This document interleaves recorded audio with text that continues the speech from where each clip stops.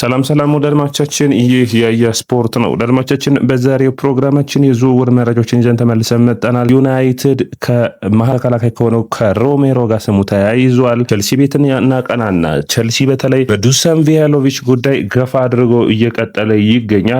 ከዛ ውጭ ማይክ ሚኞን ላይ ያለውን ፍላጎትን በዝውውር መስኮቱ በሚገባ የምናነሳው ይሆናል። ታዲያ ወደ አድማጮቻችን ከእናንተ የሚጠበቀው ላይክ፣ ሼር፣ ኮሜንት፣ ሰብስክራይብ ማድረግ ነው። አስተያየታችሁን አስቀምጡልን። ይህ ፕሮግራም ይሰራልን የምትሉት ሀሳብ ካላችሁም አስቀምጡልን። የያ ስፖርትን ላይክ፣ ሼር፣ ኮሜንት፣ ሰብስክራይብ በሁሉም የያ ስፖርት ፔጆችን ደግሞ ሰብስክራይብ ማድረጋችሁን አትርሱ። መረጃዎቻችን በዩናይትድ እንጀምርና የመጀመሪያው የሚሆነው የዩናይትድ የመሀል ተከላካዩን በሚመለከት ነው። እንግዲህ ሮሜሮን ይፈልጋል የሚል መረጃዎች ወጥተዋል።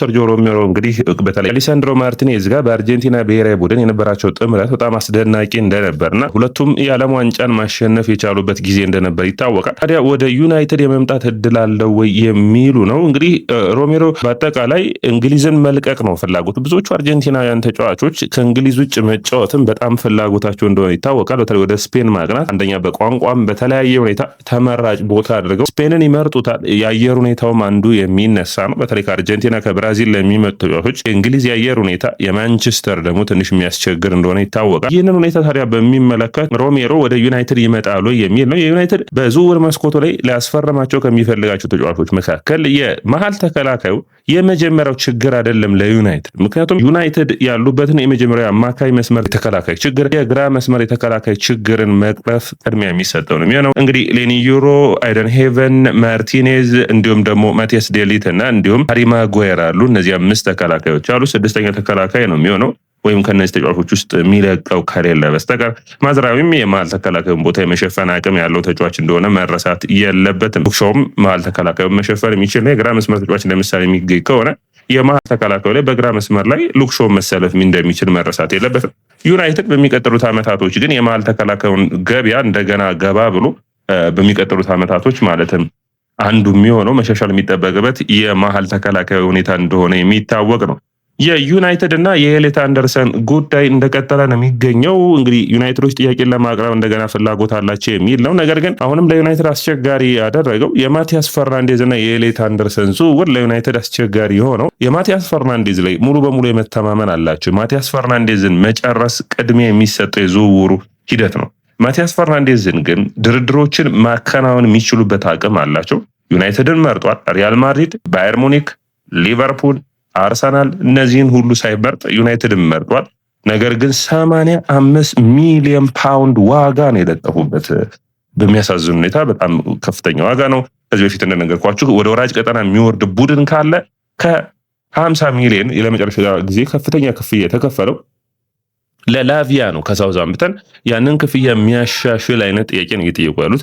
ይህ ደግሞ ትንሽ አስቸጋሪ የሚሆን ይመስለኛል በዝውውር መስኮቱ ላይ። ታዲያ እዚህ ሁኔታ ላይ በተመሳሳይ አኳን ደግሞ ሌላ የሚነሳ ጥያቄ አለ። ዩናይትድ 60 ሚሊዮን ፓውንድ የመጀመሪያው መክፈል ይፈልጋሉ። ስለዚህ ድርድሮችን አድርገው ዋጋው እንዲቀንስ ነው። ነገር ግን ዌስትሃም ከ85 ምንም የመቀነስ ፍላጎት እንደሌላቸው ያሳያል። እዚህ ጋር መነሳት የሚጠበቅበት ስካተን ደግሞ መረሳት የለብንም። ከበርንማውስ ሌላ አማራጭ ነው። ባሊባንም ይፈልጋሉ ዋጋው የሚቀንስ ከሆነ። ነገር ግን ሁሉም በጥራትና በደረጃ በጣም ልዩነት አላቸው።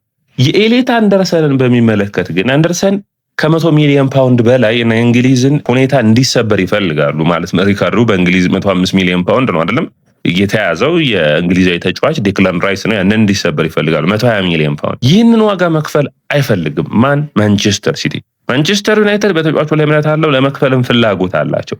ይህንን ዋጋ ማንቸስተር ዩናይትድ ቢከፍልም ግን ተጫዋቹ ወደ ዩናይትድ ሊመጣ አይችልም። ምርጫውን ማንቸስተር ሲቲን በማድረጉ ምክንያት አሁን ለዩናይትድ አስቸጋሪ የሚያደርገው ተጫዋቹ ለምን ዩናይትድን አልመረጠም ነው። ተጫዋቹ ከመረጠ ከዛ በኋላ ከቡድኑ ጋር በእያንዳንዱ ሁኔታ ድርድሮችን ማድረግ የሚቻል ነው። የሉዊስ ሃልን በሚመለከት ዩናይትድ ሌላ ተከላካይ የግራ መስመሩን ማሻሻል ነው። ሉዊስ ሃል በእንግሊዝ ካሉ ምርጥ የመስመር ተጫዋቾች ውስጥ አንዱ ነው። ታዲያ ይህ ተጫዋች ደግሞ 50 ሚሊዮን ፓውንድ ዋጋ መድቦለታል። ይህንን ዋጋ ታዲያ ተከትሎ ዩናይትዶች የመክፈል ፍላጎት አለ። ነገር ግን ኒውካስትል ተጫዋቹን የመልቀቅ ፍላጎታቸው ዝቅተኛ ሆኖ ይታያል።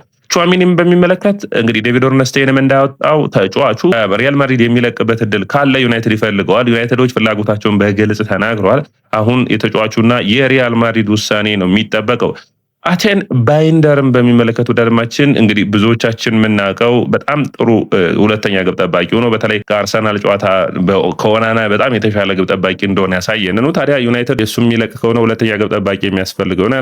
በተለይ ወደ ቱርክ ያሉ ቡድኖች የመመለስ እድል ሊኖረው ይችላል። ታዲያ ይህን ተከትሎ ዩናይትዶች አንድ ውሳኔ መወሰን የሚጠበቅባቸው ነው የሚሆነው። ያም ሁለተኛ ግብ ጠባቂ የማስፈረም ማለት ነው። ሶስተኛ ግብ ጠባቂ አስፈርመዋል። እንግዲህ ሁለተኛ ግብ ጠባቂ ግን የሚያስፈልጋቸው ይሆናል። ቶሚተን ኮንትራቱን እንዳደሰ የምታውቁት ነው። ወዳጆቻችን በቀጥታ ቼልሲ የሚመለከቱ መረጃዎችን እናቅና። ቼልሲ በዝውውር መስኮቱ ላይ በሚገባ መንቀሳቀስ ትልቁ እቅዳቸው ነው። ነገር ግን መጀመሪያ የሚሉትን የሽያጭ ተጫዋቾች ላይ ሊያተኩሩ ይፈልጋሉ። ነገር ግን አሁንም በዝውውር እየተንቀሳቀሱ ይገኛሉ። ከጣሊያን የሚወጡ መረጃዎች እንደሚያሳዩት ማይክ ሚኞል ይህ ዝውውር ለቼልሲ ደጋፊዎች አስቸጋሪ እንደሚሆን አስባለሁ። አምና በቼልሲና በኤሲ ሚላን መካከል የነበረው ልዩነት የነበረው አምና 3 ሚሊዮን ዩሮ ብቻ ነበር። ያ ማለት በጊዜው ቼልሲ 18.5 ሚሊዮን ዩሮ እነሱ የሚፈልጉት 21 ሚሊዮን ዩሮ አካባቢ ነበር። ያን ዝውውር አምና ባለማድረጋቸው አሁን ዋጋው ከ21 ሚሊዮን ዩሮ ከ40 እስከ 50 ሚሊዮን ዩሮ ቼልሲ ሊያቀርብ ነው። እጥፍ አድጓል። ይህ ብቻ በፖል ስቲልና እንዲሁም ሊስቱዋርት ላይ ውሳኔ ማስወሰን የሚጠበቅበት ነበር። ተጫዋቹ እንግዲህ በመሃል አሌግሪ መጡ። በሚላን ጥሩ ፐርፎርማንስን አሳዩ። ኮንትራት አደሱ አሌግሪ እንግዲህ አሌግሪ ኮንትራት ማደሳቸውና በጥሩ ፐርፎርማንስ መገኘቱ ተቀጥሎ ማይክ ሚኞልም ኮንትራቱን አደሰ። ታዲያ ይህ ሁኔታ ነው። ታዲያ ለተጫዋቹ ኮንትራቱን ስላደሰ አሁን ተጫዋቹ ኮንትራት ካደሰ በኋላ ቡድኑ በጣም ቀነሰ። አሌግሪም ተሰናበቱ። አሁን የመልቀቂያ በሩ ላይ ይገኛል። ታዲያ ይህንን ማይክ ሚኞል እኔ በባለፉት ጊዜያቶች እንዳነሳሁት ነው። በአውሮፓ መድረኮች ካሉ ልምድ ቡድኑ በሚገባ ማገዝ የሚችለው ምርጡ ግብ ጠባቂ ማይክ ሚኞል ነው። ስለዚህ ማይክ ሚኞልን ማሳመን የመጀመሪያና ተቀዳሚው ነው የሚሆነው ብዬ አስባለሁ። ተጫዋቹ ያምኗል፣ ወደ ቼልሲ መምጣት ይፈልጋል።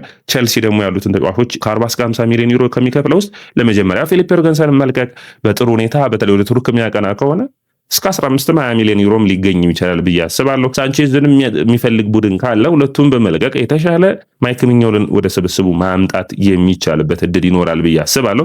ይህ ለቼልሲ ትልቅ እድል የሚሰጥ ነው። ነገር ግን ቼልሲ ያሉበት ችግሮች መሀል ዋናው ግብ ጠባቂውን ትልቅ ነው። በባለፉት ዓመታቶች እንደ ቡድን የቼልሲን ወጥነት ግብ ጠባቂው እንደወሰነው የሚታወቅ ነው። የመሀል ተከላካይ ችግርም እንዳለበት ይታወቃል። ነገር ግን አሁን ደግሞ ከጣሊያን የሚመጡት ሌሎች መረጃዎች እንደሚያሳዩ ቼልሲ ቪያሎቪችን ለማምጣት ልምዱን ለመጠቀም በሚገባ ተስማምቷል የሚል ነው። እንግዲህ በነፃ ነው የሚፈርመው። ኮንትራቱን ሙሉ በሙሉ መስማማቱን እንግዲህ የሚናገሩ መረጃዎች አሉ። ነገር ግን ከጣሊያን የሚወጡ መረጃዎች ወደ ደሞቻችን በጣም የተረጋገጡ ናቸው ማለት አይቻልም። የቪያሎቪች መውጣት ግን ቼልሲ ሊያም ዴላፕን፣ ኒኮላስ ጃክሰን እና አሜጋን እንዲሸጥ የሚያስገድድ ይሆናል።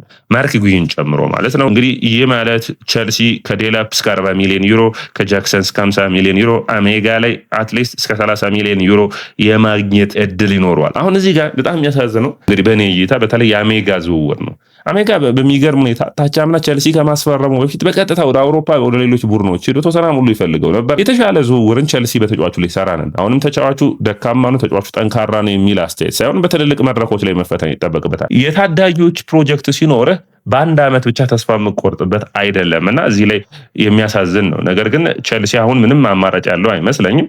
ከነዚህ ተጫዋቾች የሚያገኘውን ዝውውር ታዲያ አንደኛው ለዱሳን ቪያሎቪች መክፈል ነው። ከዛ በመቀጠል ዱሳን ቪያሎቪች እና ጃኦ ፔድሮን የያዘው የዣቪ አሎንሶ የማጥቃት ክፍል ውጤታማ ይሆናል። ጃኦ ፔድሮ ከሳጥን ውጭ መንቀሳቀስ የሚችል ሳጥን ውስጥ ምንም እንኳን ፖቸር ባይሆንም ዱሳን ቪያሎቪች ሳጥን ውስጥ ፖቸር ነው፣ የአየር ላይ ኳስ ተጠቃሚ ነው። ስለዚህ ሁለት ምርጥ የሆኑ አጥቂዎች ይኖሩታል። ነገር ግን ሳይሞን ፊሊፕስ በትዊተር ፔጁ ላይ እንዳስነበበው ደግሞ ዳርዊን ኑኔዝ እና ማክሲም አራሆን ቼልሲ አሁንም በድጋሚ እየፈለገ ይገኛል። ዳርዊን ኑኔዝ በነፃ ስለሆነ እንደ ዱሳን ቪያሎቪች ሁሉ ቼልሲ በሚገባ ድርድርን አድርጎ ሊያመጣ የሚችል ነው። ዳርዊን ኑኔዝ በጠንካራ ሰራተኝነቱ የአጨራረስ ችግር ቢኖርበትም በጥሩ ፐርፎርማንሱ የሚነሳ ተጫዋች መሆኑ መረሳት የለበትም። ማክሲም አራሆ ግን ወደ አድማጮቻችን የዣቪ አሎንሶ ትክክለኛው ተጫዋች ነው ማለት ይቻላል። ማክሲም አራሆ ማለት ወደ አድማጮቻችን የኩኩሬላን በሚገባ መተካት የሚችል ነው። በአጫወት ስታይሉ ከኩኩሬላ ይልቅ ፉልባክ የሚሆን በ3-4-3 አጫወት ውስጥ በጣም ምርጥ ፖዚሽኖችን መያዝ የሚችል በጣም አስደናቂ ተጫዋች ነው። ማክሲም አራሆን ማግኘት የሚችል ከሆነ ወደ አድማጮቻችን ኩኩሬላ ቢለቅም በጣም ቼልሲ ውጤታማ ይሆናል ብዬ አስባለሁ። በተለይ ለ3-4-3 አጫወት ጆቫኒ ኩንዳና ማክሲም አራሆ ሁለቱም ቦታዎች የሚሸፍኑ ከሆነ ተመራጭ ያደርገዋል። እንግዲህ ኩኩሬላ አትሌቲኮ ማድሪድ፣ ሪያል ማድሪድ፣ ትናንት ደግሞ ማንቸስተር ዩናይትድም ከኩኩሬላ ጋር ስሙ ሲያያዝ ነበር። እንግዲህ የሂደቶችን የምናየው ይሆናል የኩኩሬላ መዳረሻ። ነገር ግን የኩኩሬላ መልቀቅ ወደ አድማጮቻችን አሁን እርግጥ እየሆነ የመጣ ይመስላል። ወዳጆቻችን ሌላኛው መረጃችን የሚሆነው እዚሁ ሳንወጣ ቸልሲ ቤት ማለት ነው። ቸልሲ እንግዲህ የሁለቱን መስመሮችን በተለይ የሚሸፍኑ ተጫዋቾችን ካገኘ ባለፈው ፕሮግራማችን ዣቪ አሎንሶን በሚመለከት የሰራነው ላይ ሁለቱ የመስመር ተጫዋቾች ፍሪምፖንግ እና ግሪማልዶ በጣም ተመራጭ ነበሩ አይደለም በባየር ሊቨርኩሰን ቤት። አሁን ደግሞ ጆቫኒ ኩንዳ እና ማክሲም አራውን የሚያገኝ ከሆነ ሁለት ፈጣን የሆኑ ሁለቱም ፖዚሽናቸውን መጠበቅ የሚችሉ ተመራጭ ተጫዋቾችን እንዳገኘ ነው የሚቆጠረው። ውጤታማም ይሆናል ብዬ አስባለሁ። ማጥቃት ላይ በጣም ጠንካራ የሆኑ ተጫዋቾች ናቸው። ማክሲም አራው በተለይ በአርሰናል ከስፖርቲንግ ያደረገውን ጨዋታ ነው ያየውለት። በጣም አስደናቂ ፐርፎርማንስ ያለው ተጫዋች ነው። ራፋኤል ሊያውና ቸልሲ ነው እንደ ኮር ስፖርት እንግዲህ ታማኝ መረጃ አይደለም ወደማለት ኮር ስፖርት፣ ነገር ግን ቸልሲ የዚህ ተጫዋች ላይ ጥያቄ ለማቅረብ መወሰኑ ብቻ ሳይሆን 60 ሚሊዮን ዩሮ ጥያቄም አቅርበዋል የሚል ነው። ማክሲም አራውን እንደሚፈልጉ ሁሉ ራፋኤል ሊያው ደግሞ ሌላኛው ተጫዋች ነው።